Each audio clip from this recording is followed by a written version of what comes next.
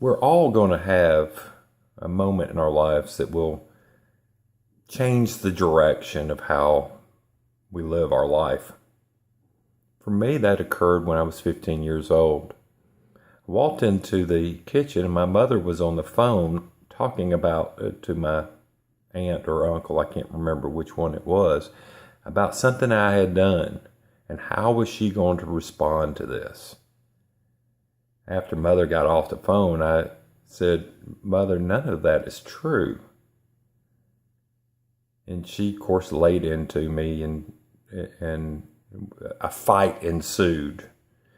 I said, "Mother, I can prove that what you're saying is not true."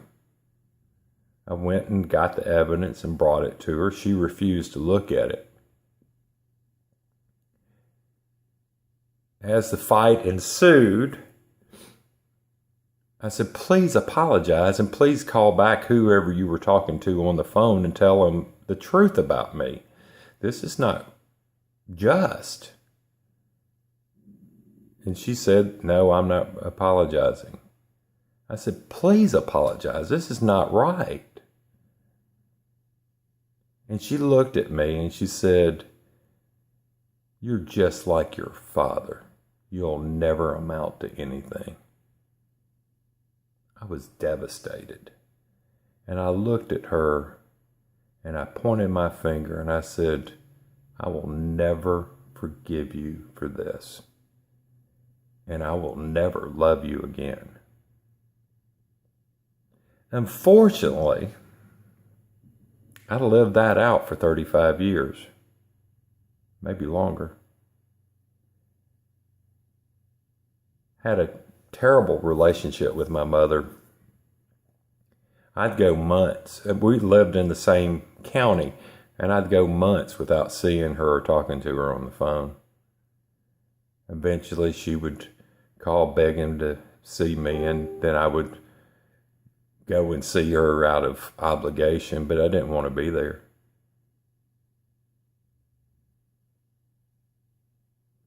Last year, my mother was in the hospital, last June 2015. I knew for certain that she was going to die soon. And I thought to myself, this is just ridiculous. I've allowed 35 years to go by without loving this woman. What a waste.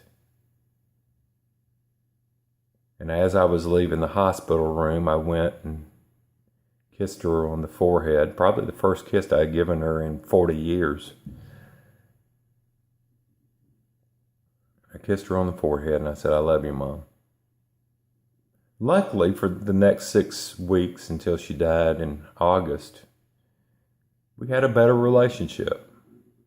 I spoke to her on the phone every other week, every other day, and I would go see her,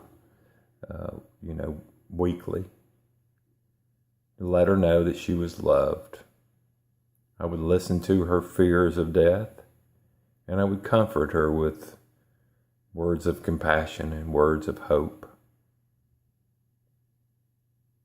We healed some. It wasn't perfect, but it was better than it had been the 35 years previous to that. As I reflect on this, I think about the power of those moments and how we can respond to those moments that have the potential of being life-changing. First, as a parent, I have to remember to watch very carefully how I speak to my son. I need to understand that the words I have power over his life, because he doesn't have the cognitive ability to process that. Just as I didn't at 15 have the cognitive ability to realize my mother was dealing with the pain of losing her husband and the pain of that desertion of my dad, leaving us. I didn't understand that. I didn't understand at that time that my mother was dealing with a mental illness. We found that out 5, 6 years ago, that she had severe anxiety disorder, and that probably affected a great deal on how she responded to me that day 36, 37 years ago. And so I need to realize that my son doesn't have that cognitive ability to process what I say. He doesn't understand my junk. So I need to be very diligent on how I speak to him, because those words have power. Also, I need to understand that I have the choice of changing the words that I say, as I did in June of 2015 when I said, "Mom, I love you." And I gave her a kiss. I changed the words,